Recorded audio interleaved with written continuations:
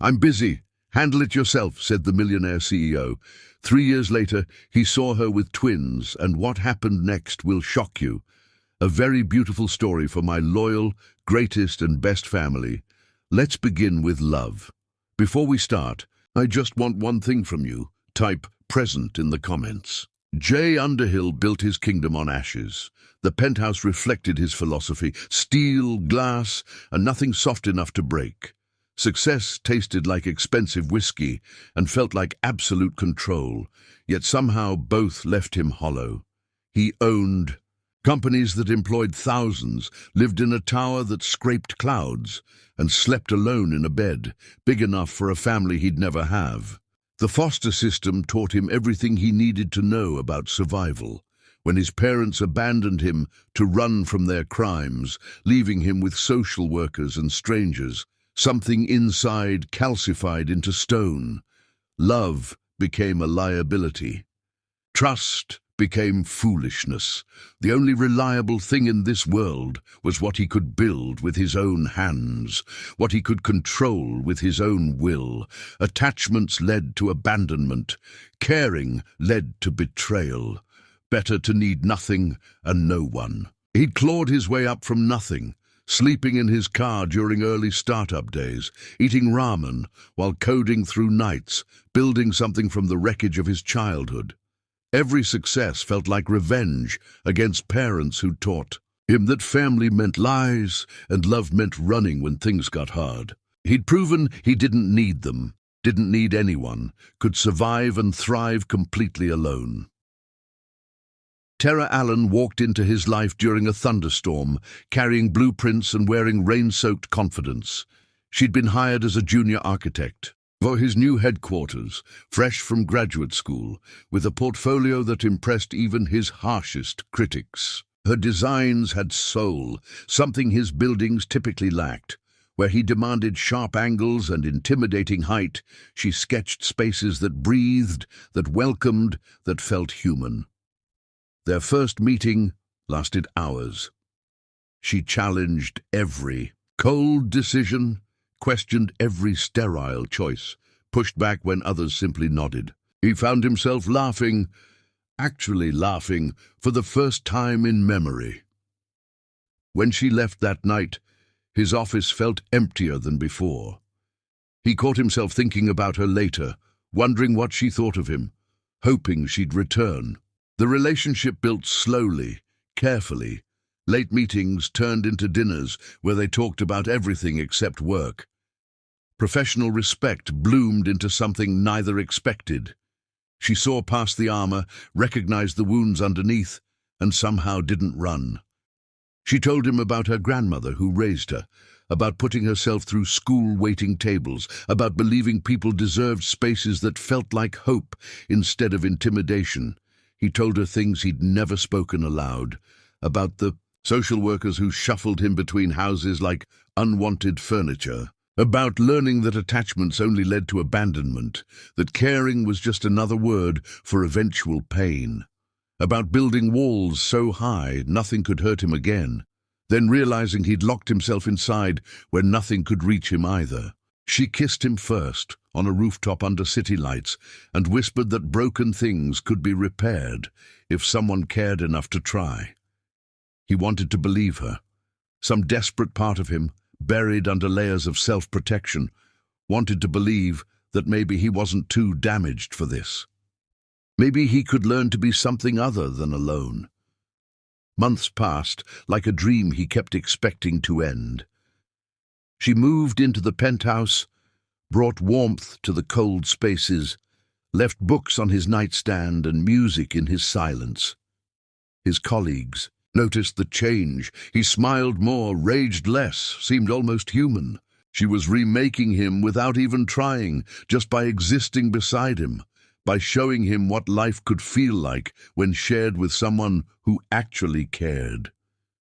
He'd watch her sometimes when she didn't know, the way she hummed while making coffee, the way she smiled at strangers in elevators, the way she touched his arm when making a point, casual affection he'd never experienced before. Small gestures that meant everything to someone who'd grown up with nothing. Terror was remaking his understanding of what mattered. Buildings stopped being trophies to collect. Work stopped being the only thing that defined him. He started leaving the office earlier, started saying no to weekend obligations, started protecting time with her like it was more valuable than any contract. And it was. She was teaching him without lecturing, showing him through example that success without connection was just expensive loneliness. Then came the morning she stood in his bathroom, staring at a positive pregnancy test with shaking hands. Terror and hope warred in her chest. They'd never discussed children. He'd made comments about never wanting to repeat his parents' mistakes, about not understanding how to be a father when he'd barely had one, about fearing he'd damage any child. He tried to raise because damage was all he knew how to create. But maybe this could be different. Maybe they could build something better together. Maybe his past didn't have to determine their future. She wanted to believe that, needed to believe it. She practiced the words all morning, found courage in her grandmother's voice echoing in memory. "You don't know until you try, baby girl." Made the appointment, got confirmation from a doctor who smiled and said congratulations, bought a card with tiny footprints on the front, wrote a letter inside about hope and futures and building something beautiful together, poured her heart onto paper, trying to find words that would make him see possibility instead of fear. She walked into his office just after lunch, heart hammering against her ribs. He was behind his desk, phone pressed to one ear, another call on hold, papers scattered everywhere. His face was twisted in fury, veins prominent in his neck. The crisis he'd been fighting had reached its critical moment. Everything he'd built over years was balanced on the edge of a knife, threatening to collapse if he made one wrong move. She tried to wait. Stood in the doorway holding the card, trying to catch his eye, but he was screaming into the phone about legal options and emergency responses. His fist slammed against the desk hard enough to rattle everything on it, scattering papers that drifted to the floor like surrendered flags. She cleared her throat. He glanced up, face still contorted with rage, and made a violent gesture for her to leave. The gesture was dismissive, like swatting away an insect, like she was nothing more than an interruption to something actually important. "I need to tell you something," she managed, voice small against his storm. He covered the phone with one hand, eyes blazing with impatience and fury. "I'm busy. Handle it yourself." The words hit like a physical blow. He turned away immediately, already back in his conversation, dismissing her existence. She stood frozen, the card crumpling slightly in her grip. Waited for him to look back, to remember who she was, to see that this mattered. But he'd already forgotten she was there, already moved on to the next problem, the next crisis, the next thing that demanded his attention. She walked out. Her legs felt disconnected from her body. The elevator ride down felt like falling. She sat in her car in the parking garage and cried until her throat was raw, mascara running in black rivers down her face, then drove to the small apartment she'd kept but never used, the safety net she'd maintained because some part of her always knew this day would come. That night, she packed everything she owned into boxes, wrote him a letter that took hours and a dozen drafts, explaining everything, the pregnancy, the twins, the doctor mentioned almost casually during the ultrasound, her plan to raise them, with or without him, her desperate hope that he'd choose to be part of this. She poured her heart onto paper, then sealed it before courage failed. He spent that night in his office, winning his war. The crisis was resolved. His companies stood secure. He drank victory champagne that tasted like ashes and thought about apologizing tomorrow. Pride kept him from calling, from texting, from walking down to where she slept in the penthouse. Tomorrow would be soon enough. She'd understand. She always understood. That's what he told himself while staring at the phone, while typing apologies. He never sent, while convincing himself that work came first because without work he had nothing. Tomorrow came, but she was already gone. Her apartment cleaned out, her phone disconnected, her existence erased like she'd never been there at all. The penthouse felt cavernous without her things, without her warmth, without her. He told himself it was temporary. She just needed space. She'd come back when she was ready. People didn't just disappear. They came back. They always came back. But days became weeks, and weeks revealed the truth. She'd left the letter with his secretary, a nervous woman who tucked it in a desk drawer during the chaos, planning to give it to him when he calmed down, when things weren't so urgent. Then she got fired for an unrelated mistake, packed her belongings in a panic, and the envelope got swept into a box that ended up forgotten in a storage unit across town, where it would sit untouched and unread for years. He searched everywhere, hired investigators who found nothing, called everyone who might know her, but she'd been careful, deliberate in her disappearance. The landlord of her old apartment mentioned she'd paid to break her lease early, seemed upset, wouldn't say where she was going. That was all anyone knew. She'd vanished like smoke, leaving no trace, no trail, nothing to follow, standing in the empty penthouse, staring at the space where her books used to live. Jay Underhill finally understood what he'd lost. Not just a woman, not just a relationship, but the only chance he'd ever have at becoming someone better than the broken thing his parents created. The only person who'd ever looked at him and seen something worth saving. He won the war and lost everything that mattered. The champagne went flat, the victory felt hollow, and the silence in the penthouse was so complete it became a physical presence, a weight pressing down on everything, reminding him constantly that he was alone again, and this time it was entirely his fault. Chapter 2. The Silence Between. Tara sat on a Greyhound bus watching the city disappear behind her, one hand pressed against her stomach where two hearts beat beneath her own. The letter felt like a weight in her purse, already delivered, already beyond recall. She'd handed it to the secretary with trembling fingers, watched the woman promise to give it to him right away, and walked out before doubt could stop her, before she could convince herself to stay and try again, before she could make excuses for behavior that had no excuse. Her grandmother's house waited 3 states away, empty since the funeral last year, left to Tara in a will that felt like prophecy now. The small town she'd visited during childhood summers now represented salvation. Nobody there knew about Jay Underhill or his empire. Nobody would ask questions she couldn't answer. Nobody would judge her for being alone and pregnant and terrified. The bus ride took forever. Every mile felt like distance between her old life and whatever came next. She watched farmland replace buildings, watched sky expand as cities shrank, watched everything familiar disappear behind her until she was surrounded by landscape she barely recognized. Starting over. That's what this was. Complete erasure of everything she'd built, everyone she'd known, the life she'd constructed in the city. The house smelled like time and memories when she finally arrived. Floral wallpaper, creaky floors, a porch that faced sunrise. She unpacked her life into rooms that remembered simpler versions of herself, before cities and penthouses and men who chose everything except her. The silence was different here. Not oppressive like the penthouse when he was gone, but peaceful. Empty in a way that felt like possibility instead of abandonment.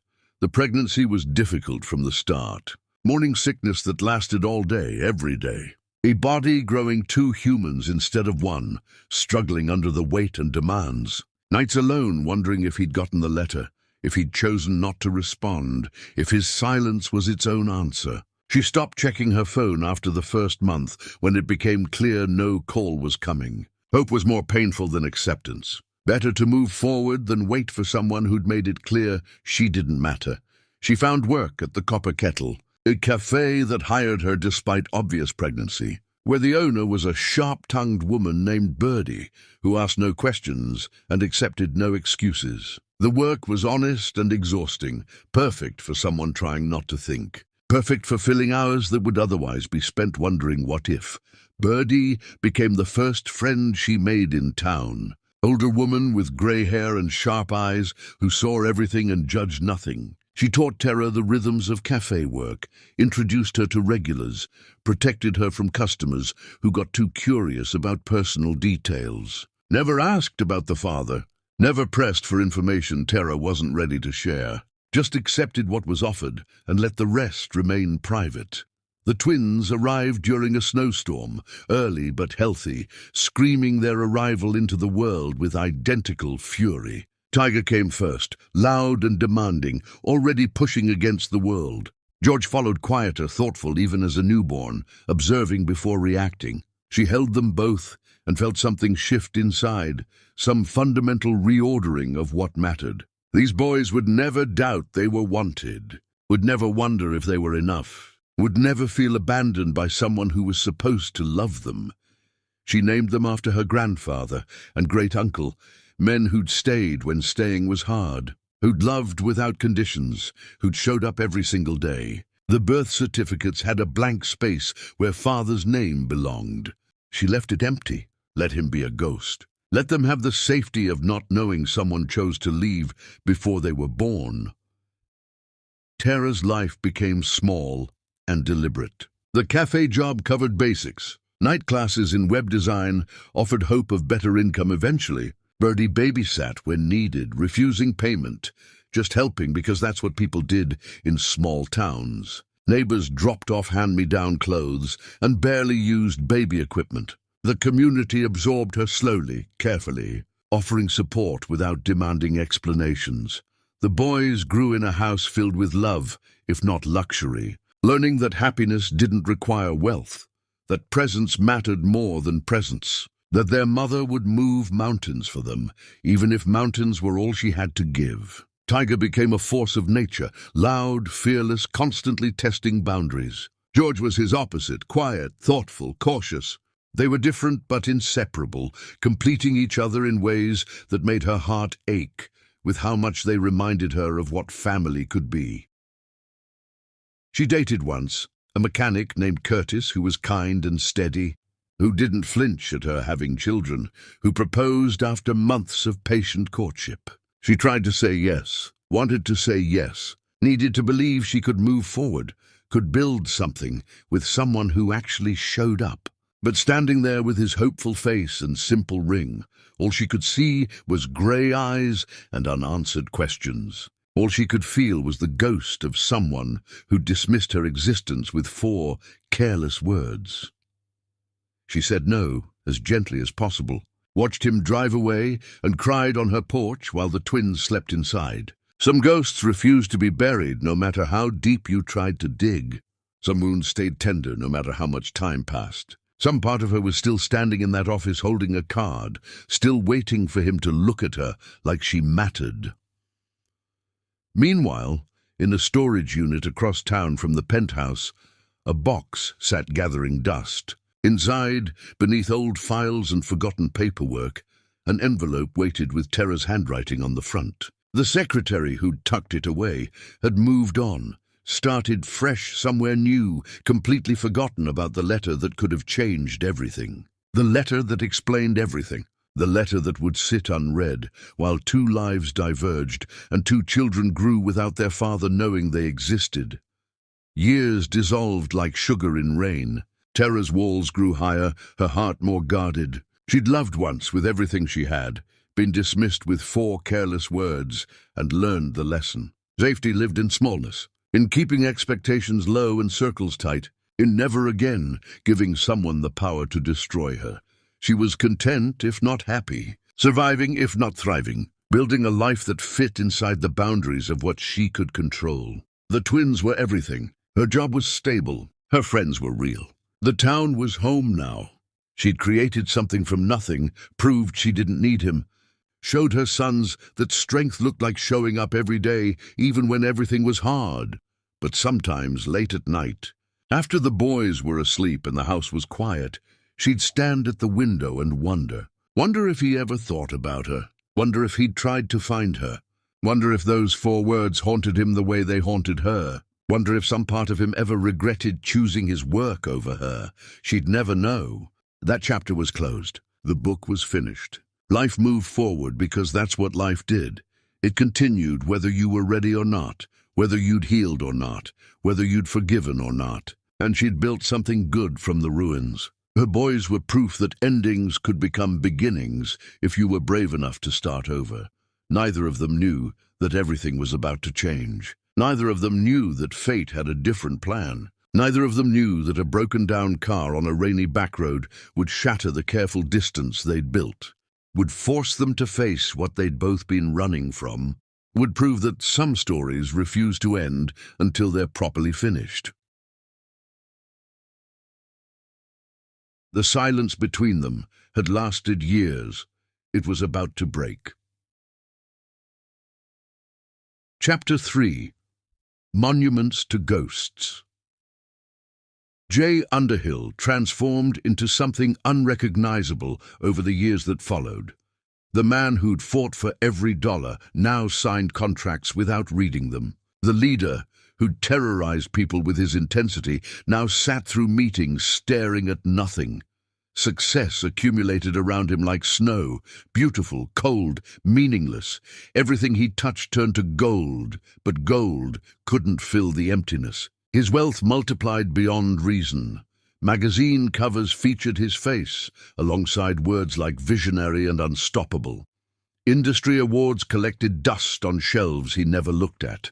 He attended galas where people competed for his attention, gave speeches about determination and vision, accepted accolades that felt increasingly hollow. Everything he'd spent years building had finally arrived, and it felt like standing in an empty room, shouting at walls that didn't echo back. The penthouse remained exactly as she'd left it. He couldn't bring himself to change anything, to erase the ghost of her presence. Sometimes, late at night, he'd swear he heard her humming in the kitchen, smell her perfume in the bedroom, feel her warmth beside him before remembering she was gone. Her books still sat on the shelf. Her coffee mug still hung in the cabinet, small artifacts of a life they'd shared that ended because of his cruelty. His assistant scheduled everything. Meals delivered, clothes selected, life managed from a distance by people paid to care. He moved through days like a ghost haunting. His own existence, present but not really there, breathing but not quite alive. Work continued because work always continued, but the passion had evaporated, leaving only mechanical execution of tasks that no longer held meaning. The donations became his only genuine action. He created foundations with carefully chosen names, funded programs that would have made her smile, built institutions that served the vulnerable. Every charitable decision was a prayer she'd never hear, an apology she'd never receive, an attempt to become someone worthy of what he'd lost. Money poured out toward causes that might somehow reach her, might somehow say what he couldn't. That he was sorry, that he'd failed, that she deserved better than what he'd given. The scholarship, named after her middle name, grew into a full program supporting single mothers through college. He attended the annual ceremony once, watched women accept awards that bore her name, and had to leave when tears threatened. Nobody knew why their famously cold leader suddenly cared so much about maternal support services. Nobody knew he was trying to atone for failures they couldn't imagine, trying to help women he'd abandoned in spirit, if not body. His colleagues whispered about the change. His intensity had always been legendary, the fury, the passion, the absolute commitment to winning. But this new version unsettled them more. He won deals without celebrating, acquired companies without satisfaction, built empires that meant nothing to him. Success without joy was somehow more frightening than failure with passion. Women approached him at events, at conferences, in elevators. Beautiful, successful, interested women who saw his wealth and power and wanted proximity. He declined politely, felt nothing, went home alone. How could anyone compare to the woman who'd seen him at his worst and loved him anyway, who he'd thrown away with 4 careless words spoken in anger? How could anyone fill space that belonged to someone who'd shown him what life could be? His therapist suggested closure, moving on, acceptance. He stopped going after 3 sessions. Some wounds weren't meant to heal. Some losses were meant to hurt forever as punishment for causing them. The pain was deserved. Carrying it was the least he could do. He thought about her constantly, wondered if she was happy, if she'd found someone better, if she ever thought about him, hoped she didn't, hoped she'd moved on completely, found joy without him, proved she didn't need what he'd failed to give. Better one of them be happy than neither. Better she build a good life somewhere than waste any time mourning what they'd had. Sometimes he'd drive past her old apartment, park across the street, and stare at windows that held different lives now. The landlord had mentioned she'd left in a hurry, seemed upset, paid to break her lease early. That was all anyone knew. She'd disappeared as thoroughly as smoke, leaving no trace beyond the hole her absence created in his chest. His parents had taught him abandonment. The foster system reinforced the lesson. But losing Tara was different. This time he was the one who drove someone away, who proved love was temporary, who became exactly what he'd always feared becoming. He'd turned into his parents without even trying, had abandoned someone who needed him, had chosen work over love, had proven that damage begets damage and broken people break everything they touch. While Jay built monuments to his regret, Tara was building something more difficult, an actual life. The cafe job became management position, more responsibility and slightly better pay. Night classes led to freelance web design contracts that supplemented her income. The house slowly transformed from her grandmother's memory into her own space, painted in colors she chose, filled with sounds of children laughing and playing. Tiger grew into a force of nature, loud, fearless, constantly testing boundaries. He collected rocks and bugs, asked endless questions, never walked when running was possible. George was his opposite, quiet, thoughtful, cautious. He watched the world carefully before engaging, spoke in complete sentences, when most children his age used fragments, found comfort in routine and familiar things. They were different, but inseparable, fought like enemies and loved like soulmates, shared a language of twin bond that excluded everyone else, finishing each other's sentences and knowing each other's thoughts without speaking. Tara watched them grow and saw pieces of a man they'd never met, his grey eyes, his stubborn jaw, his sharp intelligence softened by her warmth. She never spoke his name around them, created a careful narrative where their father was someone busy and far away, not cruel or absent, just impossible. Let them believe in a kind fiction rather than a painful truth. They deserved better than knowing they weren't wanted, deserved better than carrying the weight of someone else's failure. Birdie became family. The cafe owner who'd hired a desperate pregnant woman without questions now babysat when needed, dispensed wisdom without being asked, loved the boys like they were her own grandchildren. She never pushed Tara about the father, never suggested she should try again with someone new, just accepted the story as told and offered support without conditions. The town embraced them slowly. Small places are suspicious of outsiders, but Tara's genuine kindness and hard work won people over. She fixed neighbors' computers, designed websites for local establishments at steep discounts, showed up for community events even when exhausted. Gradually, she stopped being the mysterious woman from the city and became simply Tara.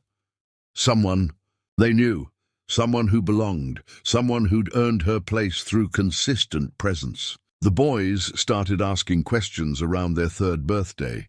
Why didn't they have a daddy like other kids? Where was he? Would he ever come? Tara crafted careful answers that were true without being cruel, maintained the fiction that sometimes people loved each other but couldn't be together, that it wasn't anyone's fault, that love was complicated but theirs for each other was simple and sure. They accepted this the way children accept all difficult truths, with resilient hearts and minimal questions. She built walls around her heart, brick by brick, learned to be content with small joys, The boys' laughter, morning coffee on the porch, work that satisfied if not thrilled, a life that was safe even if it wasn't everything she'd once imagined. Safety mattered more than passion, predictability mattered more than possibility, control mattered more than risk. She was surviving, he was existing. Neither was truly living. Both had accepted their separate fates, convinced the distance between them was permanent, that what was broken couldn't be repaired, that some stories end badly and stay ended. Both had learned to carry their wounds quietly, to function despite the pain, to pretend they were fine when they were anything but. They were wrong. Fate wasn't finished with them yet. The universe had plans they couldn't see, connections they couldn't imagine, moments waiting that would force them both to confront what they'd spent years avoiding. Sometimes the past refuses to stay buried. Sometimes distance closes, despite best efforts.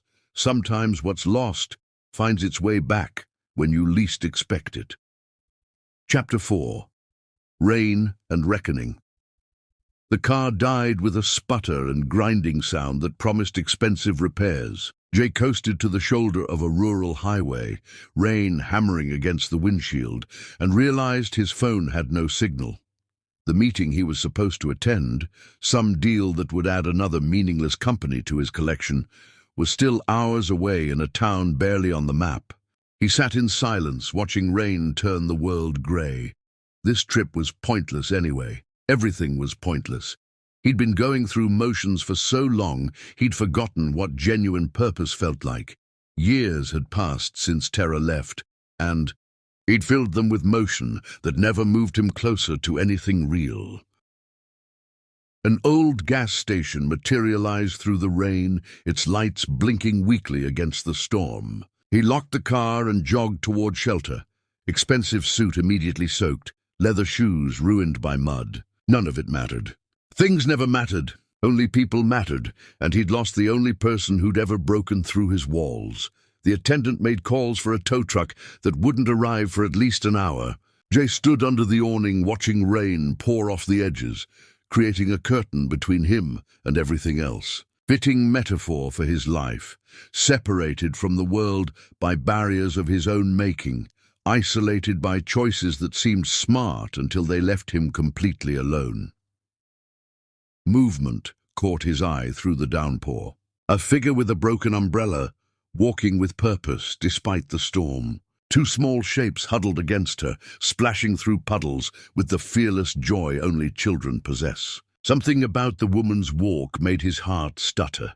A familiar rhythm, a gesture he'd memorized without meaning to. The way she moved through space, like she belonged there.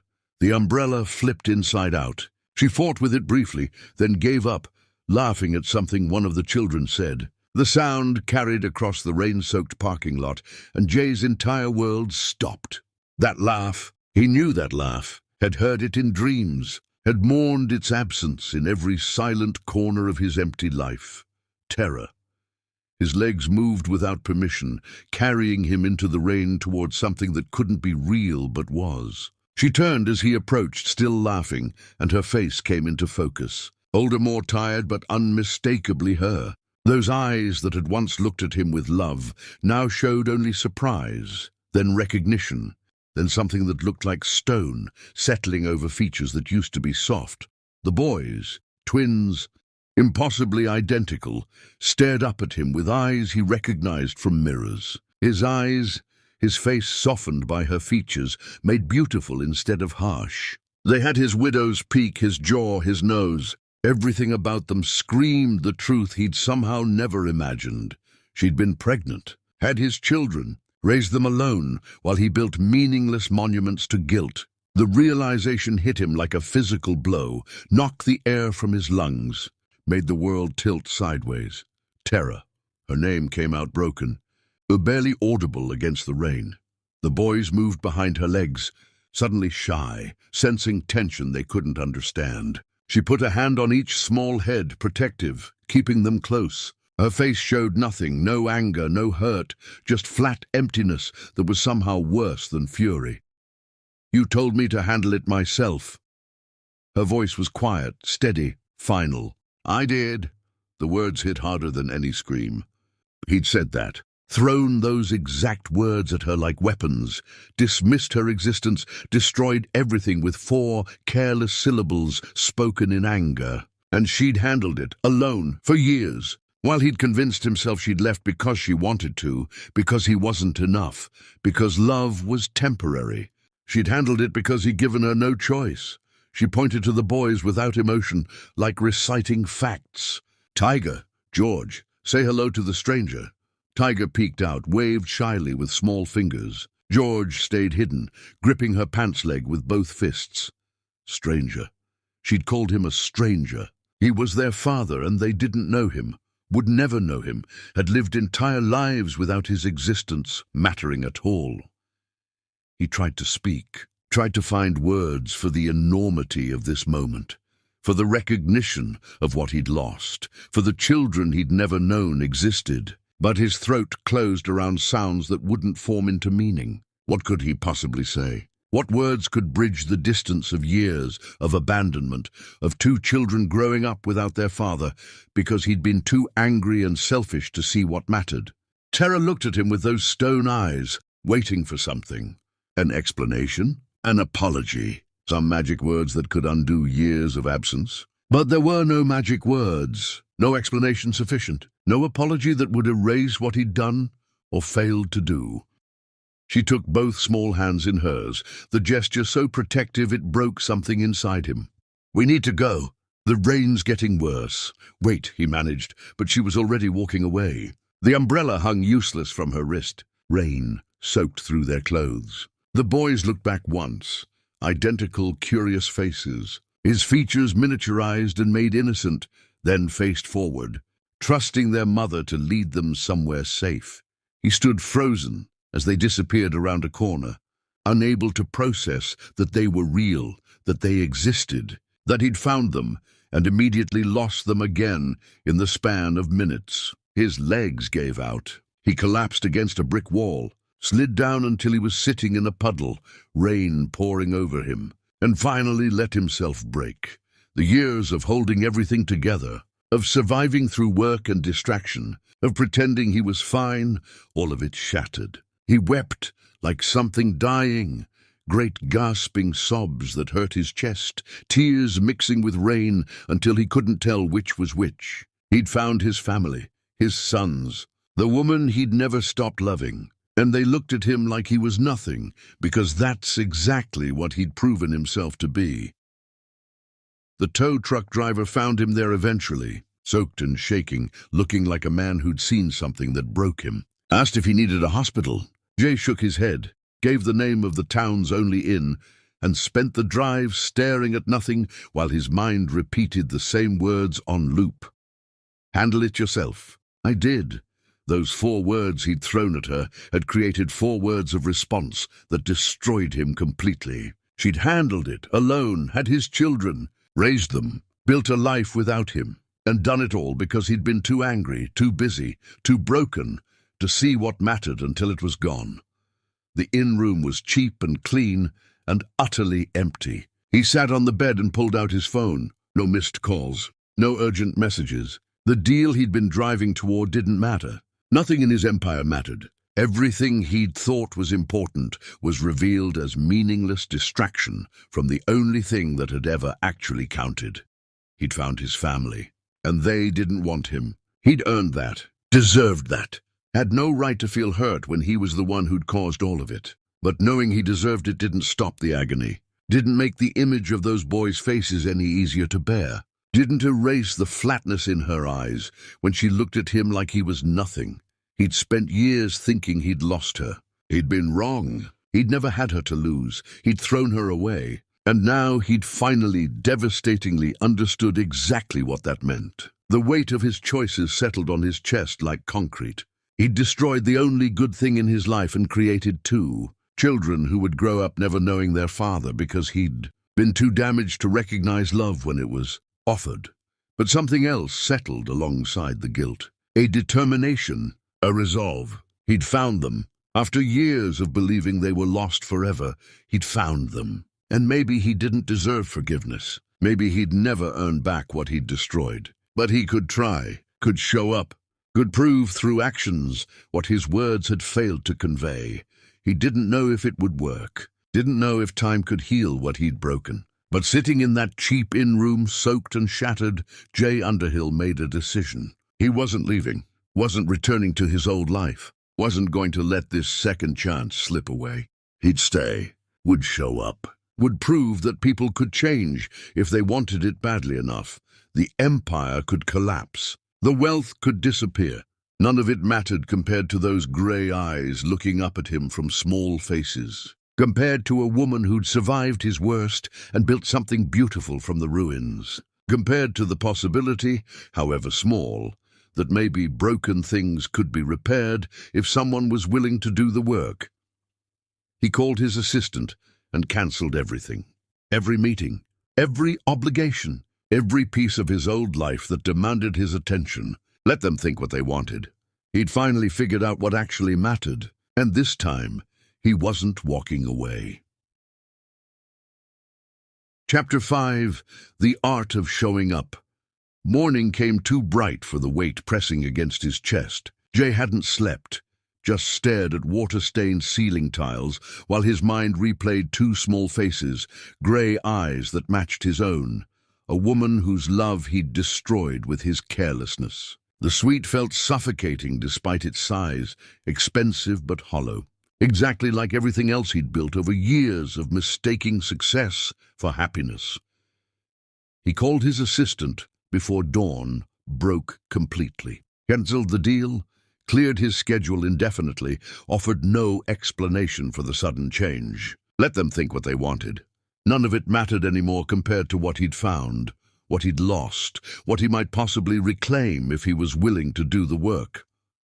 Finding where she worked took less than an hour. Small towns had rhythms easy to decode. He asked the innkeeper about good coffee, got directions to the copper kettle, and felt his heart hammer against his ribs as he walked the block separating him from seeing her again. Each step felt like approaching something sacred, something he'd already profaned once and couldn't afford to damage further. The cafe sat on a corner with yellow paint peeling from its siding. Mismatched chairs visible through the windows, hand-painted signs advertising daily specials. It looked nothing like the upscale restaurants they used to frequent. It looked real, lived in, the kind of place that survived on community rather than prestige, on relationships rather than reputation. He pushed through the door and found her immediately.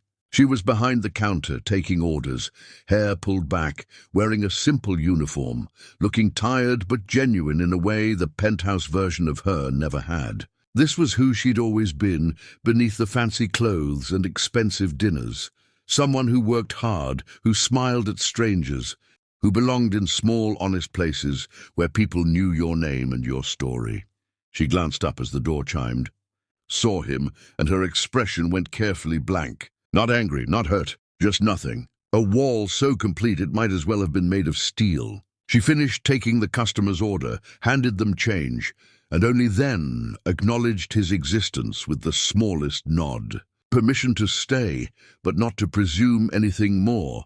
He sat in the corner booth, the one farthest from the counter, trying to take up as little space as possible. Ordered coffee. He had no intention of drinking when she approached with her notepad. Her eyes never quite met his, staying focused on the pad, on her hands, on anything except his face. She wrote down his order, walked away, delivered the cup without a word. Professional, distant, like he was any other customer instead of the father of her children. The coffee grew cold, while he pretended to read a newspaper someone had left behind. Words blurred together, meaningless. All he could see was her moving through the cafe, serving other customers, laughing at someone's joke, being effortlessly kind to everyone except him. Not cruel, just absent, like he didn't register as worth the effort of emotion. An older woman, working alongside Tara, kept glancing his way, eyebrows raised in obvious curiosity. She eventually leaned close to Tara and whispered something. Tara shook her head sharply, said something too quiet to hear, and the woman backed off, but continued watching him like he was something dangerous that needed monitoring.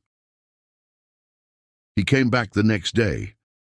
And the next, always the same booth, always the same order, always the same careful distance. Terror served him with mechanical politeness, took his money, never lingered. Days blurred together, marked only by the brief moments when she'd approach his table, and he'd try to find something to say that wouldn't sound hollow or presumptuous.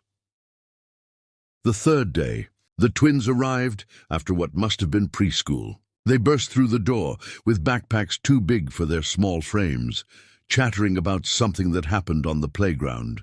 Tara's whole face transformed when she saw them, lit from within, smiled with her whole body, dropped everything to hug them close with fierce love that made his chest ache. Tiger noticed him first. The boy stared openly with those familiar grey eyes, then waved with the unself-conscious friendliness of young children who haven't learned to be suspicious yet. The gesture was casual, meant nothing to the child, but it hit Jay like lightning. His son, his actual child, had acknowledged him, had waved like maybe he wasn't a complete stranger. George peeked from behind his brother, clutching something in his small fist. Considering the situation with that thoughtful expression Tara had described in the letter Jay had never read. Then the boy approached slowly, stopping several feet away, studying Jay with careful attention. George thrust out his hand, revealing a crayon drawing on computer paper. A dinosaur, green and purple, with too many teeth and spikes everywhere. The artistry of someone who drew with more enthusiasm than skill. "Do you like dinosaurs?" The question was serious, delivered with the weight of someone asking about fundamental truths. "I do," Jay managed, voice rougher than intended. "This is beautiful. Did you draw it?" George nodded solemnly. "His name is Spike. He eats plants, not people." "That's good. I like dinosaurs who don't eat people." George studied him for a long moment with eyes that saw more than children should, then carefully set the drawing on the table and retreated to his brother. They whispered together, looking back occasionally, clearly discussing the stranger in the corner booth who their mother kept serving but never talked to. Tara appeared and herded them toward the back. Her eyes met his for just a second, and in that moment he saw something other than stone. Maybe warning, maybe pain, maybe just exhaustion from maintaining walls that took effort to hold up. Then she was gone, taking the boys with her, leaving him alone with a child's drawing he held like it was made of something more precious than paper. He noticed things as days accumulated. The cafe's awning was torn, letting rain pour through onto the outdoor tables that nobody used anymore. The playground equipment at what must be their preschool had rusted swings that looked dangerous, chains worn thin. Tara's car made a grinding sound every time she started it, the kind of noise that promised expensive repairs she probably couldn't afford on cafe wages. He began fixing things quietly.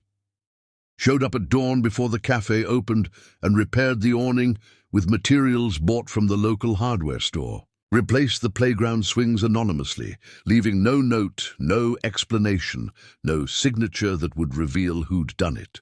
Tucked money in an envelope with a mechanic's card under her windshield wiper, hoping she'd use it without knowing it came from him. She returned the money the next day, left it on his table next to his untouched coffee, said nothing, walked away. The message was clear. She wanted nothing from him. No help, no charity, no attempts to buy his way into their lives with gestures that cost him nothing but meant everything to someone living paycheck to paycheck. He changed tactics, joined the town's weekend cleanup crew, showed up at the community center's food drive, helped repair the library's crumbling front steps, made himself useful without seeking credit, without expecting gratitude, without demanding anything in return, just being present, just showing up, just proving through consistent action that he wasn't leaving, wasn't giving up, wasn't going to disappear again. The town noticed eventually. Word spread in the way small places spread information, quietly, thoroughly, with judgment reserved but noted. The fancy man with expensive watch and city clothes was always around now, never causing trouble, just working, helping, being there without making demands or drawing attention.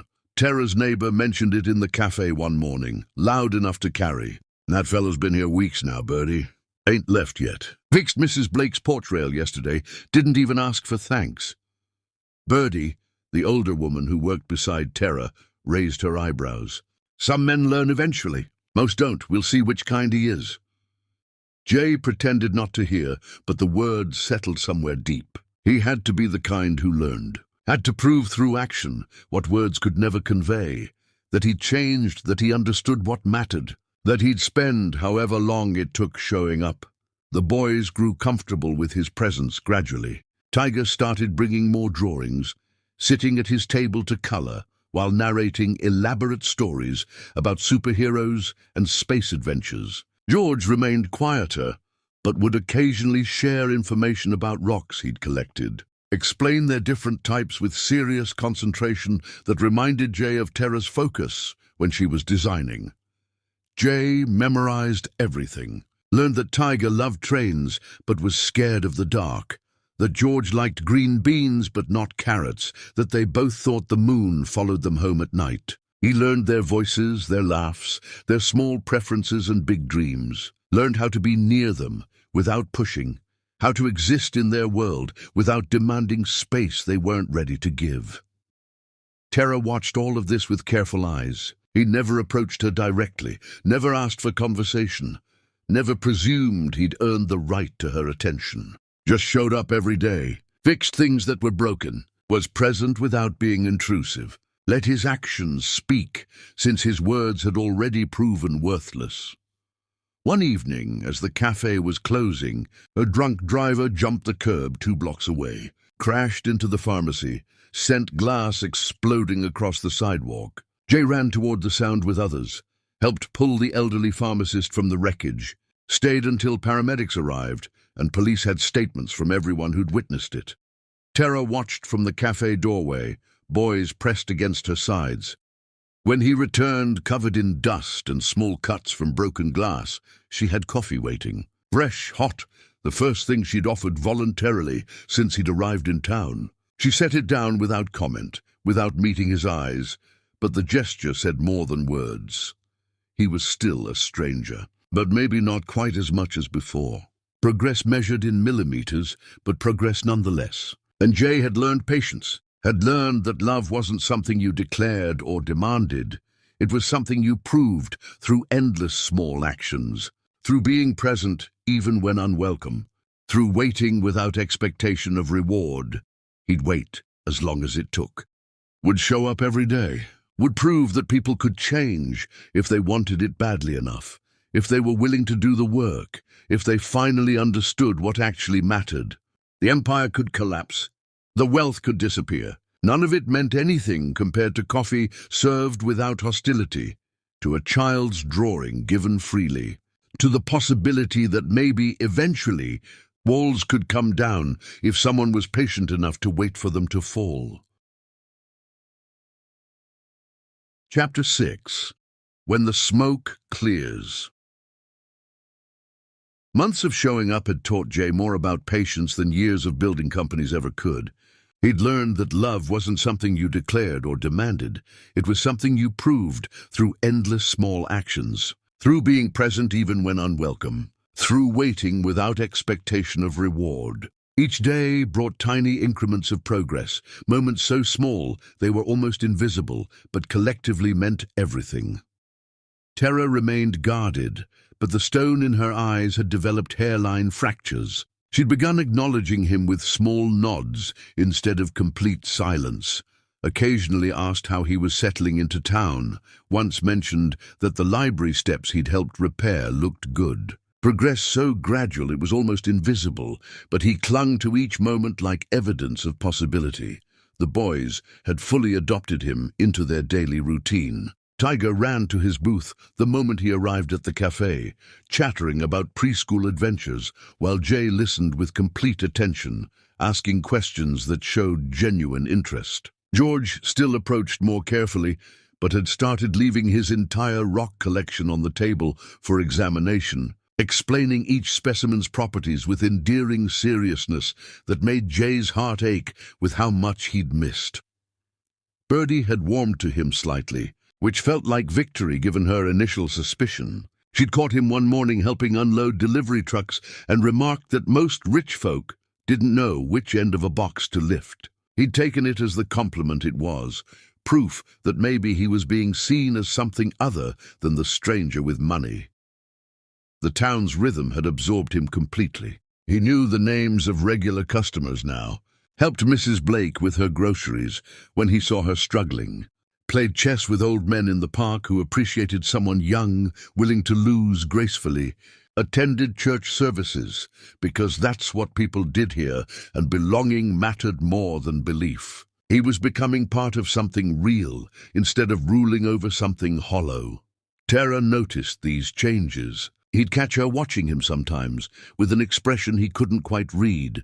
Maybe confusion, maybe curiosity, maybe the faint stirring of something she was afraid to name. She told Birdie once, not knowing he was in earshot, that she didn't know if he'd changed or was just guilty, that guilt faded, but character didn't. Her words haunted him through sleepless nights.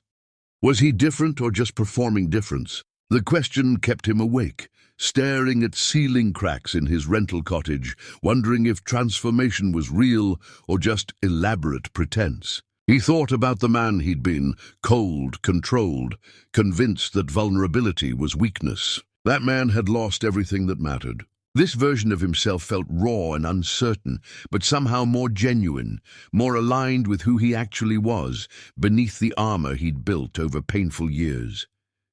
The boys asked about him now. He'd overheard Tiger wondering why he was always at the cafe, if he was lonely, if maybe they should invite him for dinner. George had responded that Mama looked sad when she thought nobody was watching, and maybe the sad man could make her less sad since they were both sad together.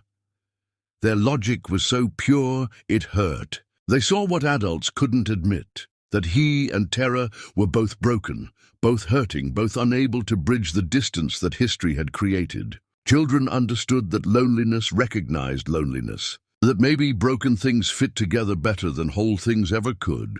Then came the night everything changed again, the night that would test whether his transformation was real or just temporary performance that would fade under pressure. Tara lived in the apartment above the cafe, a cramped space she'd mentioned once when explaining why the boys did homework at the corner table instead of going home. The building was old, wiring older, repairs she couldn't afford deferred indefinitely. Jay had noticed these things, had wanted to help, but knew she'd refuse any offer that came with his name attached, so he'd done nothing and felt guilty about his inaction. The fire started just before midnight, faulty wiring in the cafe's kitchen, a spark that found old grease and hungry wood, flames that spread faster than anyone could have anticipated. Tara woke to smoke filling the apartment, alarm shrieking, heat pressing through the floor beneath her bed. The boys were asleep in their shared room down the hall. She stumbled through smoke trying to reach them, but the hallway was already impassable, flames climbing the walls, heat driving her back toward the window. She screamed their names, tried again, was forced back by smoke that seared her lungs and made breathing impossible. Jay was driving another sleepless circuit past the cafe, like his presence could somehow protect them, even from a distance. He saw smoke pouring from second-floor windows and didn't think, didn't hesitate, didn't calculate risk or consider consequences. Just slammed the brakes and ran toward the building while pulling out his phone to call emergency services. The cafe's front door was locked. He kicked it until the frame splintered, charged into smoke and heat that immediately blinded him. Dropped low where air was clearer, followed the sound of terror screaming upstairs, found the back stairs, and climbed through fire that grabbed at his clothes and skin, like living things trying to pull him down. The boys' room was at the end of the hall. He crawled the distance on hands and knees, found them huddled in their closet like Tara had taught them for emergencies, both crying but alive and unhurt. He grabbed one under each arm, so small, so light, so impossibly precious, and carried them through flames that seemed determined to keep them, handed them to strangers outside who'd gathered at the sound of sirens, heard paramedics shouting instructions, turned back because terror was still inside, and that was the only thought that mattered. Ignored people yelling for him to stop, charged back into the building as fire consumed the stairs he'd just descended. Found her collapsed near where the hallway used to be, unconscious from smoke, flames closing in from all sides like walls made of death. He lifted her like she weighed nothing, staggered toward what remained of the exit, felt part of the ceiling collapse behind them, and burst through the doorway as the structure groaned and surrendered to the fire. Collapsed on the sidewalk, with terror unconscious across his lap, his hands burned and bleeding, lungs full of smoke that made breathing feel like swallowing glass, but alive. The boys were screaming for their mother somewhere nearby. Paramedics were everywhere suddenly.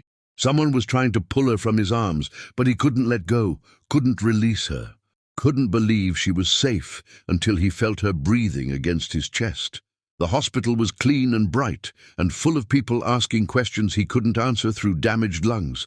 His hands were wrapped in bandages after someone cleaned the burns that covered his palms and fingers. They gave him oxygen and medication and told him he was lucky, though luck felt like the wrong word for surviving something that should have killed him. Tara and the boys were treated for smoke inhalation. The doctor said they'd be fine, needed observation, but nothing serious, would recover completely with rest and time. Jay sagged with relief so intense it felt like breaking, like every muscle in his body giving up now that the emergency was over and they were safe. The boys were released after hours of observation. They'd stay with Birdie until Tara could care for them, until the cafe was rebuilt and the apartment restored. But Tara insisted on remaining at the hospital, refused to leave despite nurses telling her to rest, sat beside his bed through the night, despite everything between them. At 3 a.m, he woke to find her there. She was staring at his bandaged hands, face streaked with soot and tears, looking destroyed and beautiful and real in a way that made his chest ache. She reached out slowly, like approaching something wild that might flee, and touched his bandaged hand with fingertips that trembled. The gesture was tentative, careful, but it was touch. Actual voluntary contact. The first time in years, her fingers rested against the bandages covering burns he'd earned, saving her life, saving their sons, proving through action what words could never convey. "You saved them," she whispered, voice rough from smoke. He couldn't speak past the tightness in his throat and the damage smoke had done. Just nodded, watching her face, memorizing this moment when walls finally started to crack. "You saved us." "I'd burn 1,000 times, he managed, voice wrecked from smoke and emotion. "For all of you. Every time." Without hesitation. She didn't respond immediately. Just sat there touching his hand, crying silently. Walls crumbling so visibly he could see each brick of protection falling away. Years of hurt, of survival, of protecting herself from more pain, all of it dissolving under the weight of what he'd done, what he'd proven, what he'd been willing to sacrifice. The silence stretched, not uncomfortable, just full of words unspoken, of years compressed into single moments, of the terrible awareness that life was fragile and second chances were rare. She'd almost lost her children. He'd almost lost all of them. Sometimes it took fire to burn away everything false and leave only truth. She stayed through the night, stayed through the next day, stayed until he was released, refusing to leave his side, like maybe if she looked away he'd disappear and she'd discover it was all a dream. When the doctors finally cleared him to go, she walked beside him without touching but staying close. Her presence saying everything her words couldn't. Outside in morning sunlight that felt too bright after the darkness of the hospital, she finally spoke again. "I need to know something." He waited, prepared for any question, any demand, any test she needed him to pass. "Why did you come back?" "The second time, into the fire, when everyone was telling you to stop and the building was collapsing." The answer was simple, Obvious, the only truth that mattered more than breathing, because you were still inside. Chapter 7. The Name Beneath the Name. Jay spent days in the hospital recovering, while his mind replayed fire and smoke and the weight of small bodies in his arms. Every time he closed his eyes, he saw flames and heard terror screaming. Every time he woke, he felt the ghost of burns that doctors promised would heal without permanent damage beyond scars. Physical wounds faded with time and treatment. The kinds never did, just settled into permanent ache you learned to carry. Terror visited both days, bringing the boys for brief supervised periods that lifted his spirit more than any medication could. Tiger talked endlessly about the fire trucks and firefighters, already turning trauma into adventure the way children mercifully do, processing fear through excitement and storytelling. George stayed quieter, drew pictures of the event with crayons on hospital paper, processing differently, but processing nonetheless, creating narratives he could control. They were okay. That mattered more than anything else in the world. More than his burned hands or damaged lungs, more than the cafe that was gone, or the apartment that had burned. Things could be replaced, buildings could be rebuilt, but those two small lives, those grey eyes looking at him with trust he hadn't earned yet, those were irreplaceable. Those were everything. Terror brought him changes of clothes from somewhere, sat in the chair beside his bed, reading to the boys while he pretended to sleep and just listened. Her voice soothed something deep inside, reminded him of the months they'd lived together when he'd been foolish enough to think happiness could last without effort, without work, without choosing it deliberately every single day. On the second evening, a doctor entered to check his vitals and update insurance information. Young physician with tired eyes who'd probably been on shift too long. Clipboard in hand, calling him by a name that wasn't his. Mr. Holloway, we need you to sign these forms for your continued care. Terra looked up from her book, confusion crossing her face like clouds shadowing sun. His name is Underhill. The doctor paused, checked his paperwork with a frown, clearly trying to reconcile conflicting information in his records. Insurance records show Holloway. Legal name change was... He scanned the documents with increasing confusion. Years ago. Pretty common, actually. People want fresh starts after divorces, family issues, that sort of thing. Administrative mix-up, probably, but the legal documents are clear. The doctor left after getting signatures, completely unaware of the bomb he'd detonated in the middle of the quiet hospital room. Terra sat frozen, staring at Jay with questions he could see forming behind her eyes like storms gathering on horizons. The boys were distracted with coloring books, oblivious to the tension suddenly filling the room, like pressure before lightning. You changed your name.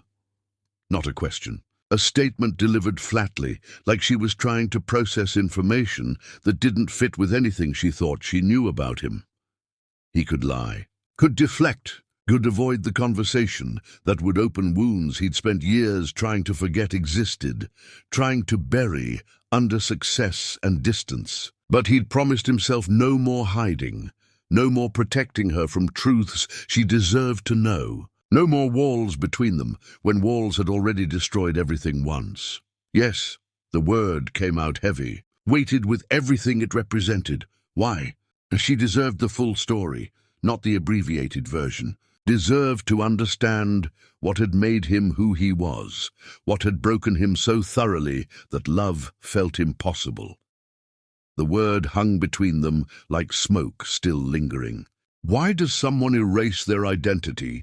Why does someone decide the name they were born with is too poisonous to carry? Why does someone start over so completely they legally become someone new, burning bridges to their past so thoroughly there's no path back?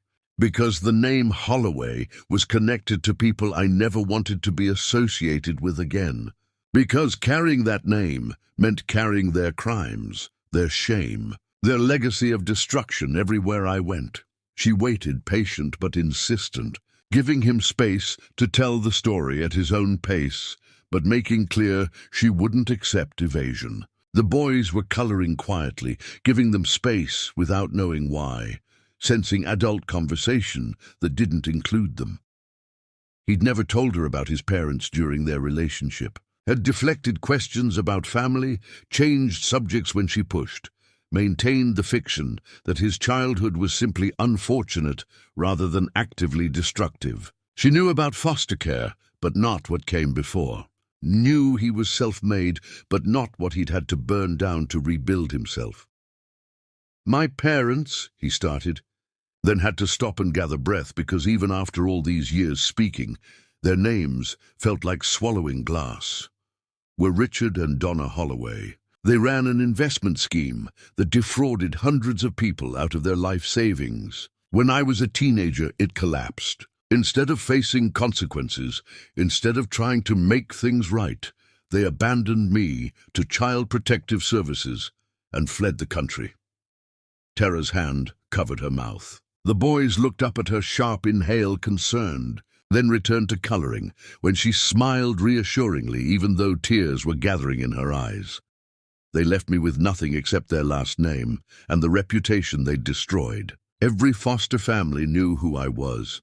Son of criminals, probably damaged, definitely trouble. Teachers looked at me differently. Other kids' parents wouldn't let them be friends with me. I carried their shame like it was tattooed on my forehead. Like I was guilty by association, even though I'd been their victim too. His voice was flat, reciting facts without emotion because feeling it was still too much, even after all this time. Some wounds never fully healed, just scabbed over thin enough that picking at them made them bleed again. I testified against them when I was a teenager because the prosecutor said it might help the victims recover some of their money. My own parents, and I helped send them to prison because it was the right thing to do. But doing the right thing didn't make it hurt less, didn't make me feel less like a traitor, even though they'd betrayed me first. Tara looked like she was seeing him for the first time, understanding pieces that had never made sense before. His coldness around the word family, his insistence that attachments led to betrayal, his conviction that he'd ruin anything he tried to love because destruction was all he knew how to create. When I turned into an adult, he continued, voice breaking slightly, I legally changed my name. Spent money I didn't have on lawyers to erase any connection to them. Became Jay Underhill because that person had no history, no shame attached, could build something without their poison touching it, could exist in the world without everyone looking at me and seeing their crimes reflected back. He'd wanted to be someone new, someone who wasn't defined by other people's failures, someone who could succeed without everyone assuming he'd inherited his parents' criminal tendencies. The name change was rebirth, was burning down the past so completely that nothing remained except ashes he could build on. I thought changing my name would change who I was, he said quietly.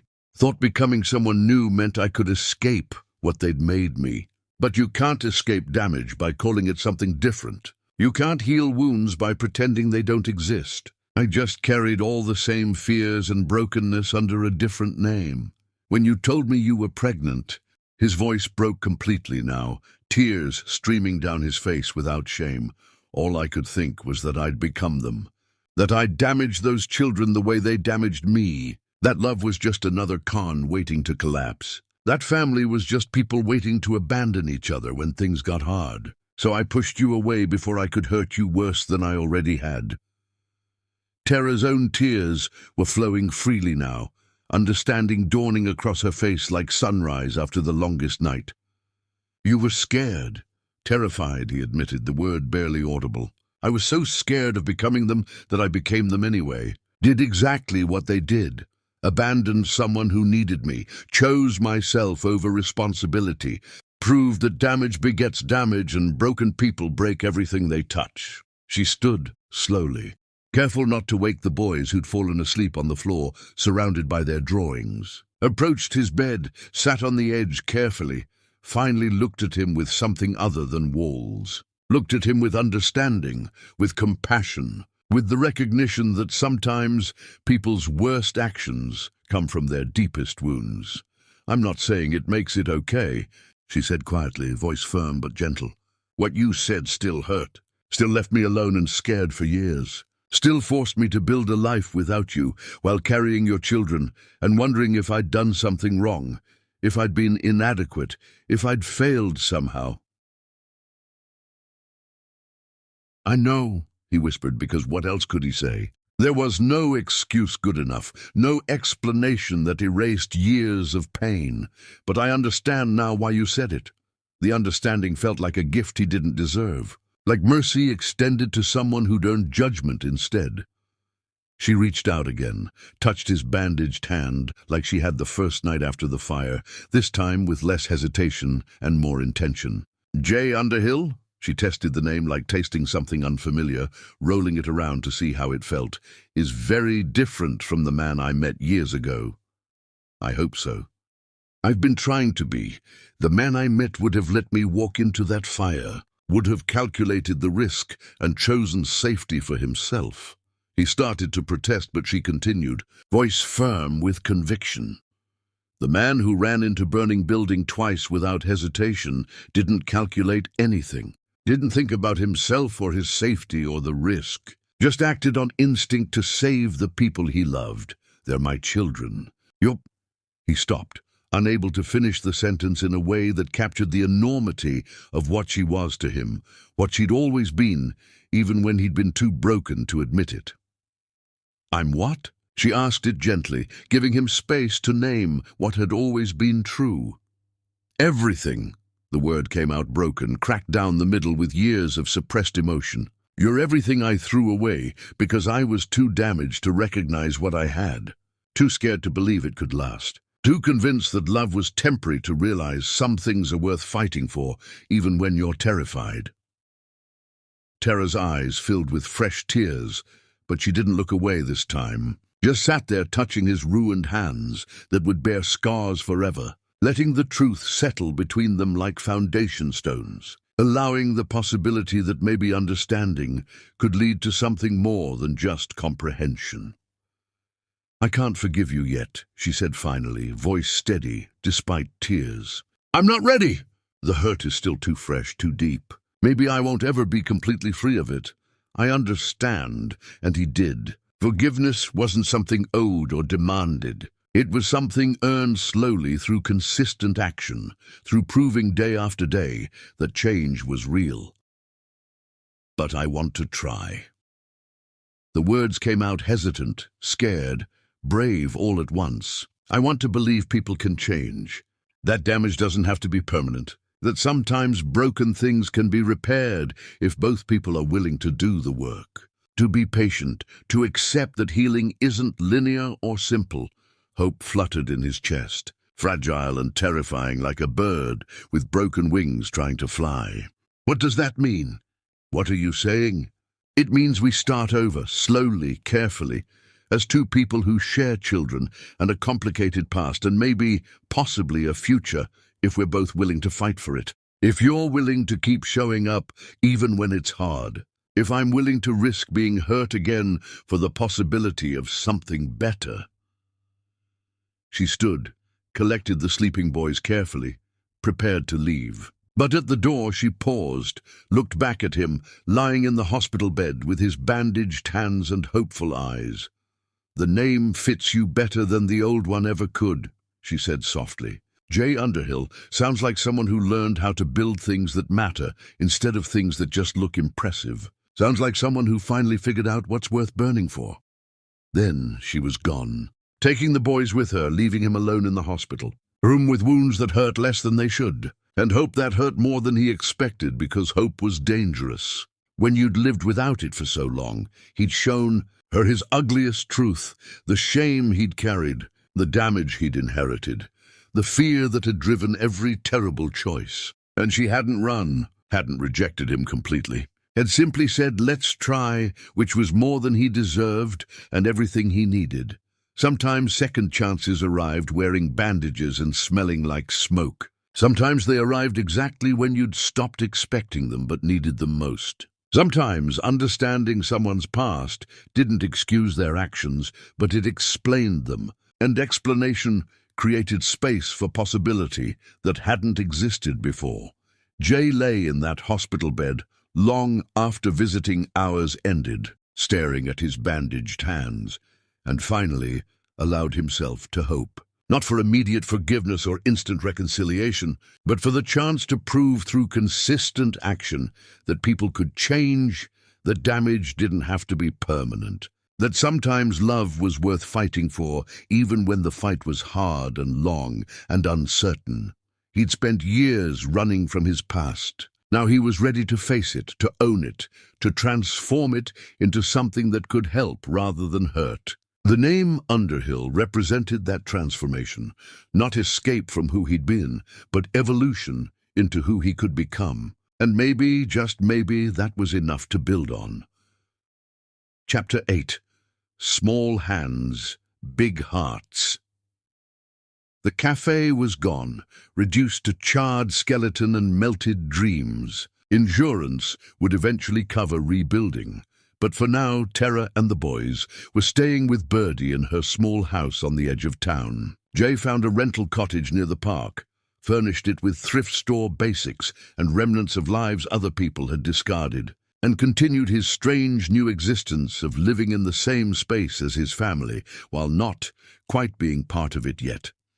Tara had said they could start over slowly, and she meant it with every fiber of her being. No grand gestures, no rushing forward pretending years of hurt could be erased overnight.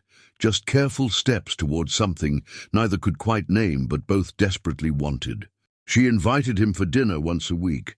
Nothing fancy, just simple meals where they'd talk carefully around the hard topics while the boys filled silence with chatter.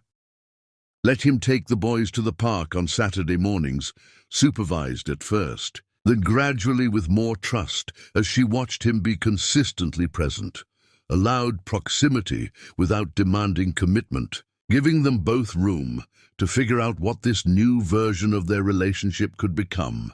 Room to breathe, to heal, to discover who they were to each other now after everything that had broken and been rebuilt. The boys made everything easier. They hadn't been told he was their father yet. Tara wanted to wait until she was certain he'd stay, until his presence was solid enough to name without fear that naming it would make it disappear. But they'd adopted him into their world, with the easy acceptance of children who don't overthink attachment, who love freely until given reason not to. Tiger appointed himself tour guide of their temporary home at Birdie's, showing Jay every corner with elaborate explanations about which rooms were best for hiding during hide-and-seek and which floorboards creaked loudest. George gave him rocks from his carefully curated collection, each one presented with serious information about its composition and origin and why it was special enough to keep. They included him naturally, unconsciously, like he'd always been there, like his presence was as normal as breathing. Watching them broke and healed him simultaneously. Every gesture reminded him of what he'd missed. First steps he hadn't witnessed, first words he hadn't heard, years of small moments that could never be recovered no matter how much he wished otherwise. But every new moment they shared felt like grace, like undeserved opportunity to be present for everything that came next. He learned to cook actual food through trial and error that resulted in more error than success. His first attempt at spaghetti resulted in something that resembled paste more than pasta. The boys ate it anyway, declared it delicious with the generosity of children who love you unconditionally. Tara laughed at his culinary disaster, and the sound filled something inside him that had been empty for years. They established routines slowly, testing what worked and what felt forced. Saturday mornings at the park, pushing swings and helping build elaborate sandcastles that Tiger destroyed immediately, while George carefully preserved and catalogued. Wednesday dinners, where Jay brought groceries and they cooked together, or tried to, usually ending with burn something and backup pizza ordered, while they laughed at their collective incompetence. Sunday afternoons, reading in Birdie's living room, boys sprawled between adults like bridges, everyone pretending they weren't slowly becoming something that looked suspiciously like family. Nobody named it, Naming things gave them power, made them real, opened them up to being lost again. Better to exist in the comfortable space of undefined connection. Terra watched him constantly, evaluating, measuring, looking for evidence that this change was real rather than temporary guilt that would fade once novelty wore off. He understood her caution, had earned her suspicion through his past failures, could only keep showing up consistently and hope eventually his actions would outweigh his history. One Wednesday evening, Tiger asked him to help with homework, basic preschool stuff, identifying shapes and colors and numbers that didn't make sense yet. They sat at Birdie's kitchen table while Terra cooked and George worked on his own assignment nearby. Simple domestic scene that should have been ordinary but felt miraculous to someone who'd thought he'd lost any chance at this kind of normal. "You're smart," Tiger announced after Jay helped him identify a particularly tricky hexagon. "Are you staying here forever?" The question stopped everything like record scratching. Terra froze mid-stir. George looked up from his coloring. Birdie paused her dishwashing. Everyone waiting to hear how he'd answer the impossible question that had no safe answer. "I'd like to," Jay said carefully, using words like stepping on stones across a river, "if that would be okay with everyone. If your mama thinks that's a good idea, it's okay with me," Tiger declared immediately, enthusiastically, like the matter was settled. "George, is it okay with you?" George considered seriously with that thoughtful expression he wore when processing big concepts, like he always did before making declarations. "Will you teach me more about rocks? About where they come from and how old they are?" "Every day, if you want. As many rocks as you can find." "Then yes. Forever is good." Terra turned back to cooking, but he saw her shoulders relax slightly. Saw something shift in her posture that suggested maybe she was starting to believe him, starting to trust that his presence wasn't temporary performance, but genuine transformation. That night after dinner, after the boys were asleep and Birdie had tactfully retired to her room, giving them privacy, Terra and Jay sat on the porch watching fireflies blink in darkness, like stars that had fallen to earth. Close but not touching, present but not presuming, existing in the comfortable space they'd carved out between past hurt and future possibility. "They love you," she said quietly, voice barely above whisper. "I love them. More than I knew was possible to love anything. They've taught me what actually matters. They're going to ask why you're here eventually. Why you spend so much time with us. Why you're always around but don't live with us. What do you want me to say when they ask?" He needed to know her boundaries, her comfort level, her readiness to name what was building between them. She was quiet for a long time, so long he thought maybe she wouldn't answer. Fireflies blinked in the darkness. Somewhere a dog barked. The world continued its normal rhythm while they sat in their complicated present, trying to figure out their impossible future. "The truth," she said finally, "when the time is right, but gentle. They deserve gentle truth, not harsh reality. I can do gentle. I'm learning how. Can you?" She looked at him directly now, eyes serious in dim porch light. "Because the man I knew years ago didn't have gentle in him. Had brilliant and driven and successful, but not gentle, not soft, not careful with fragile things. I'm learning from them, from you, from the way Tiger charges into everything without fear, and George approaches the world carefully, but completely. From the way you love them without conditions or expectations. From watching what actually matters instead of what I thought mattered when I was building things that looked impressive but felt empty." She smiled slightly, small curve of lips that felt like progress, like maybe the walls were lowering enough to see what could grow between them. "You've changed. I'm trying to every single day." "No," her voice was firm, certain. "You have." Past tense. The man who ran into fire twice, who shows up every week without fail, who learns to cook terrible food because his sons need dinner. That man is fundamentally different from who you were. He wanted to kiss her right then. Wanted to close the small distance between them and taste her lips and feel her warmth against him. Wanted it so badly his hands shook with restraint, But he stayed still, gave her space, let her set every boundary because that's what she needed and what he owed her after years of taking without asking. "I should go," he said instead. "It's late and you need rest." She nodded, but didn't stand immediately, just sat there looking at him in the darkness. "Thank you for helping with homework, for staying for dinner, for being patient with all of this messiness. Thank you for letting me, for giving me another chance I don't deserve but desperately need." He stood to leave, made it to the porch steps before her voice stopped him. "Jay?" He turned back, hopeful and terrified in equal measure. "Keep showing up. Keep being who you are now instead of who you were. That's all I need to see." 2 words that meant everything. Permission to continue. Acknowledgement that his efforts mattered and were being noticed. Suggestion that maybe, possibly, eventually something more could grow from these careful moments they were building together, like constructing something from scattered pieces. He drove to his rental cottage, feeling lighter than he had in years of carrying guilt. The place was still mostly empty, just a bed, table, chairs, the bare minimum for existence. But it felt less lonely than the penthouse had, with all its expensive furniture and designer touches. Because this emptiness was temporary by choice rather than consequence, was space waiting to be filled with better things if he earned the right to fill it. Some people thought he'd lost his mind walking away from his old life. Others whispered about breakdown, or early retirement, or midlife crisis. Let them think whatever they wanted. He'd found something more valuable than wealth, more important than power, more real than anything he'd built in years of trying to prove he was worth something to a world that didn't care.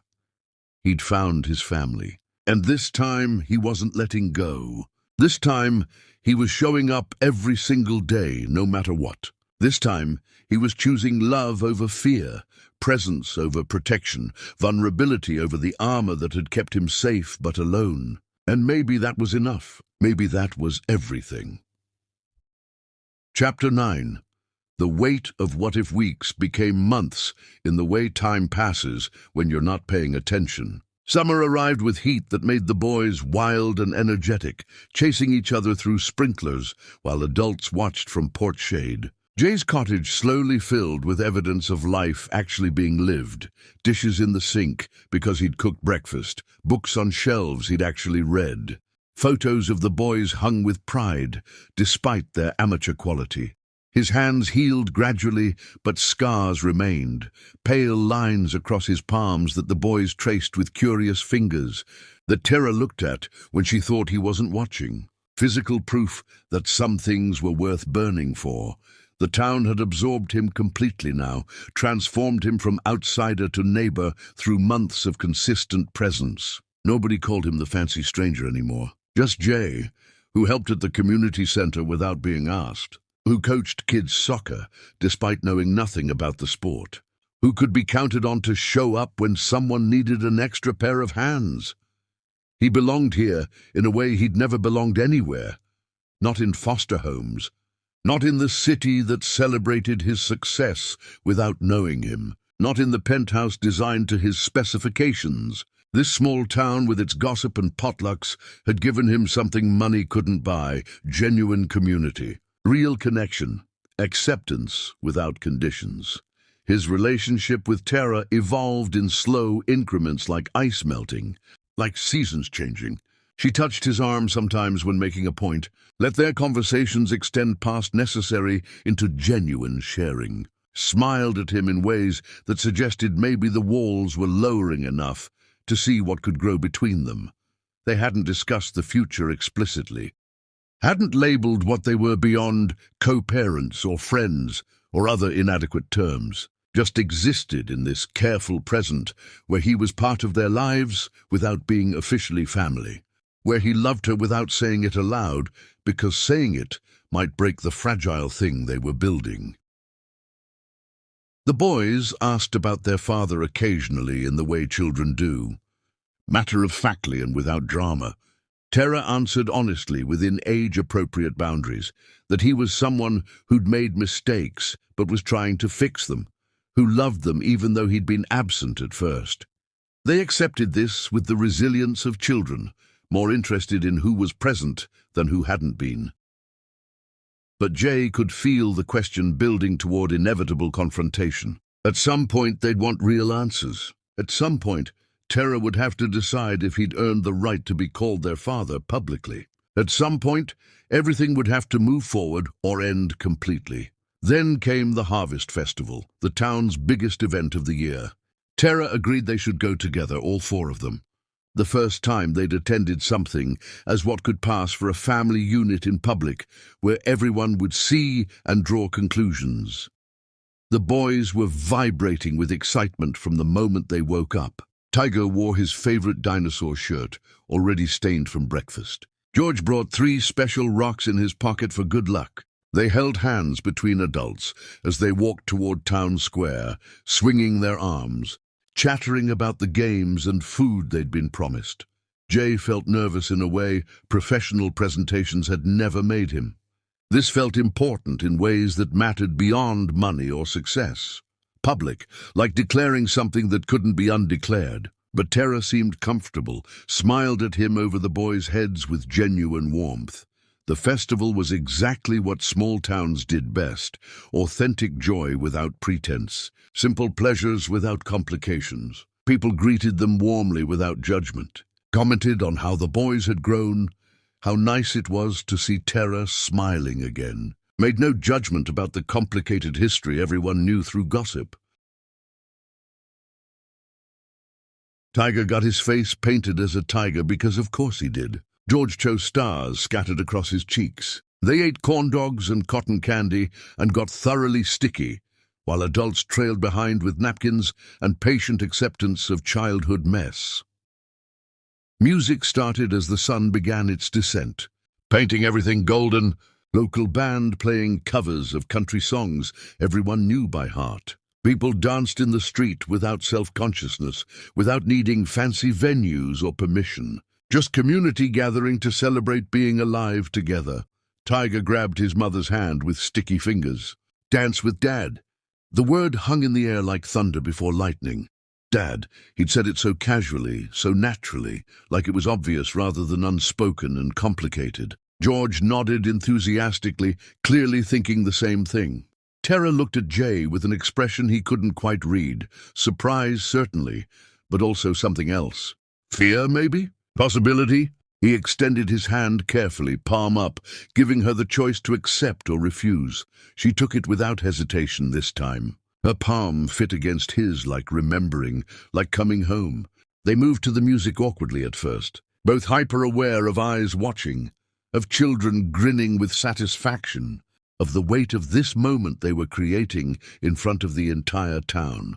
The song was slow, simple, something about love lasting and second chances mattering. They swayed more than danced. Tara's head came to rest against his shoulder naturally, like her body remembered even if her heart was still deciding. "They called you Dad," she whispered against his shirt. I heard. His voice was tight with emotion, barely contained. "Is that okay?" "Should I correct them?" "It's more than okay. It's everything I want, but didn't think I deserved to be called." The song ended too soon, but Jay didn't release her hand immediately, couldn't quite make himself let go of this connection they'd finally re-established.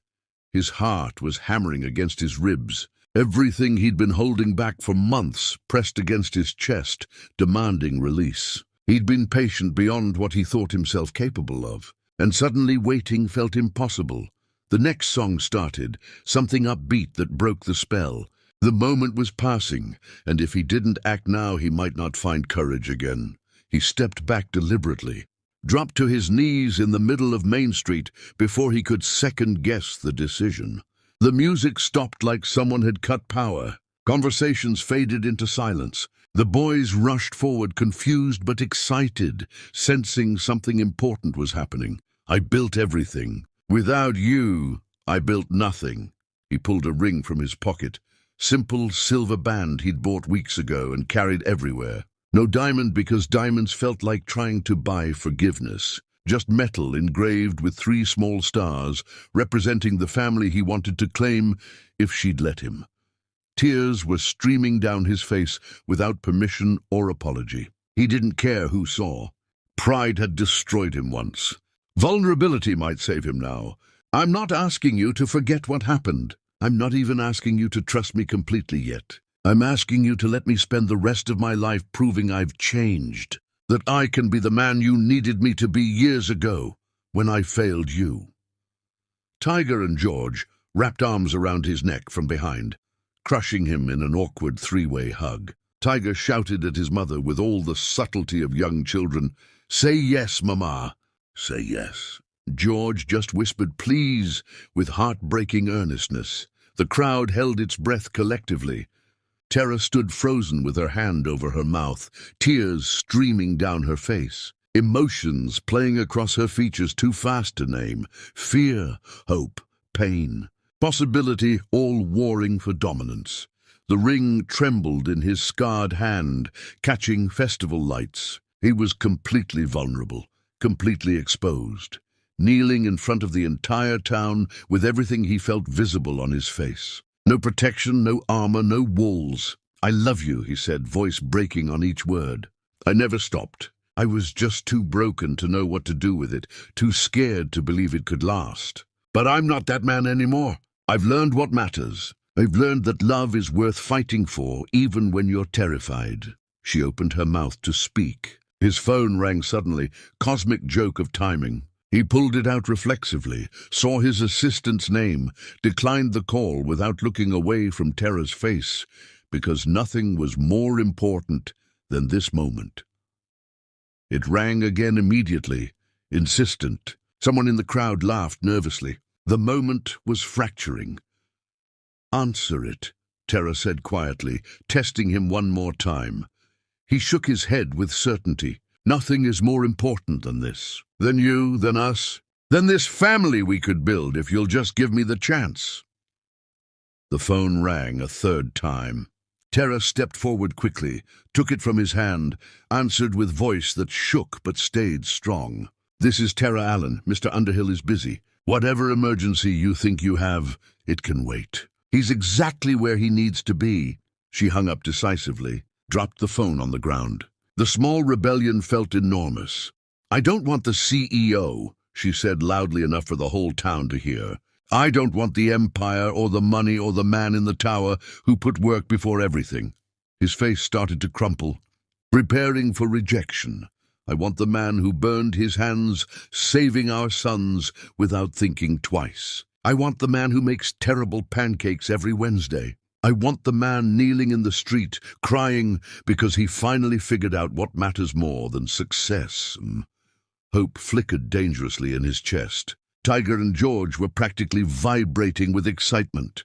"But I need to know something first," Tara continued, voice breaking now with emotion, "and I need the truth. If I say yes right now, if I take this risk, I need to know you won't disappear when things get hard. Because they will get hard. So I need to know that when it does, you won't choose your work over us. Won't make a second priority again."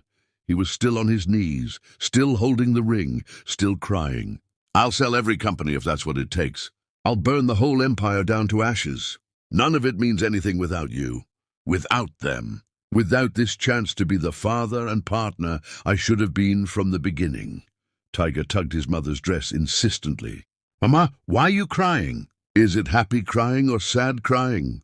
She looked down at her sons with faces full of hope, then at the man who'd given them to her, who'd abandoned her, who'd come back, who'd stayed through months of proving himself, who was kneeling in front of everyone they knew, begging for another chance. Looked at the town watching with sympathy and support, at the moment stretching impossibly long, at the choice that would define everything that came next.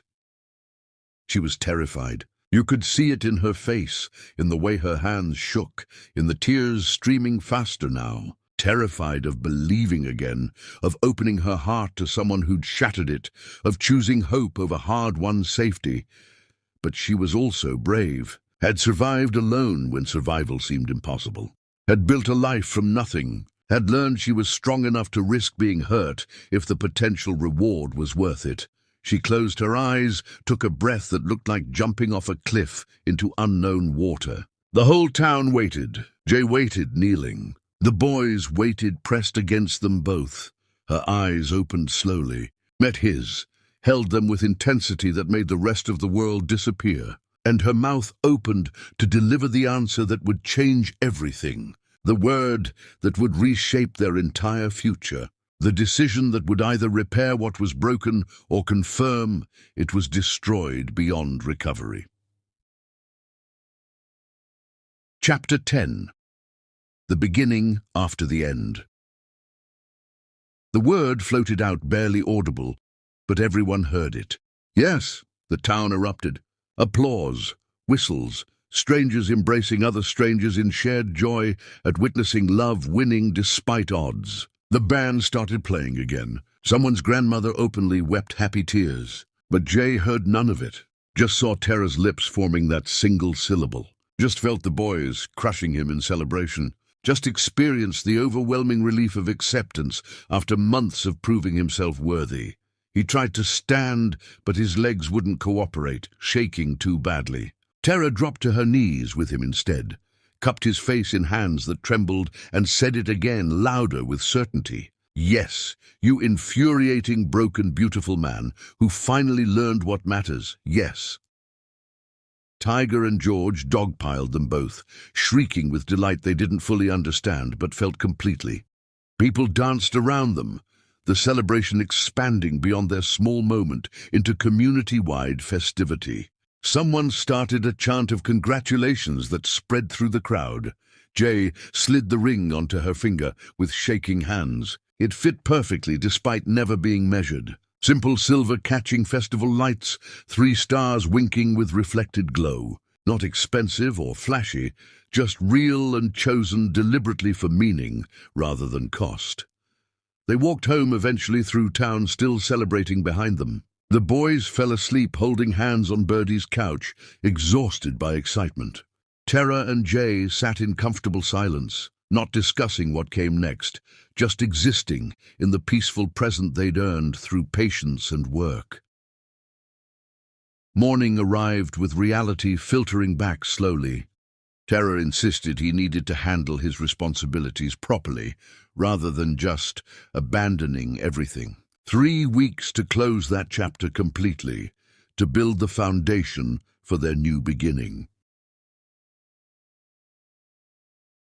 The city felt foreign when he returned. The remaining work was handled efficiently, promoting trusted people, selling what couldn't be managed remotely, keeping only what let him stay where he belonged. His colleagues thought he'd lost his mind. He knew he'd finally found it. The wealth remained, but meant nothing compared to what mattered. He packed years into boxes and realized how little he actually needed. One photo, some drawings, a coffee mug. Everything else was just stuff taking up space that should be filled with better things. Tara met him at the bus station when he returned. He had 2 suitcases and a laptop bag. "Everything important, that's it?" she asked. "That's everything that matters." They didn't rush the wedding. Spent months in counseling, working through years of hurt. Some sessions were brutal, but they kept showing up, kept trying, kept choosing to fight for what they were building. The boys adjusted to calling him Dad with growing confidence. Each time he heard it, something healed. His sons, his family, his home. 6 months later, they set a wedding date. Small ceremony, garden behind the rebuilt cafe, guests who actually mattered. Tara made invitations by hand. The town helped with everything else. Wedding morning arrived clear and perfect. Tiger dropped the rings halfway down the aisle. George froze with stage fright until Tara smiled. The judge kept it short and personal. Vows were simple. Jay promised presence, not perfection. Tara promised forward motion, not forgetting. They exchanged rings engraved with matching stars, kissed while the boys cheered.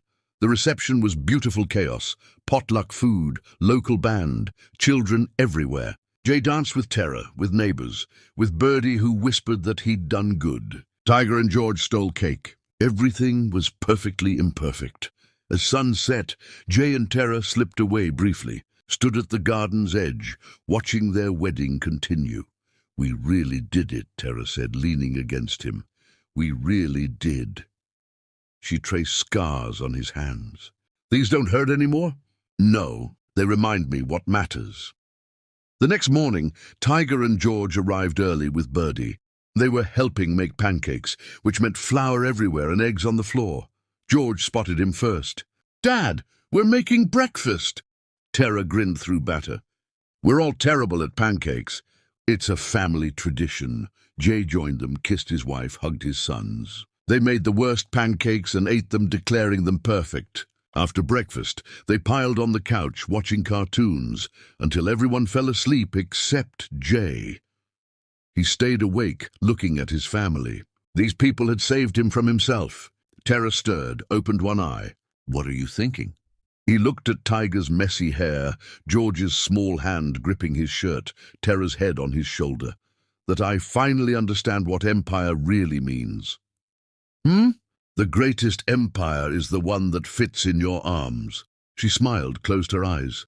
"Took you long enough." Outside, the world continued spinning. Inside, Jay Underhill finally came home.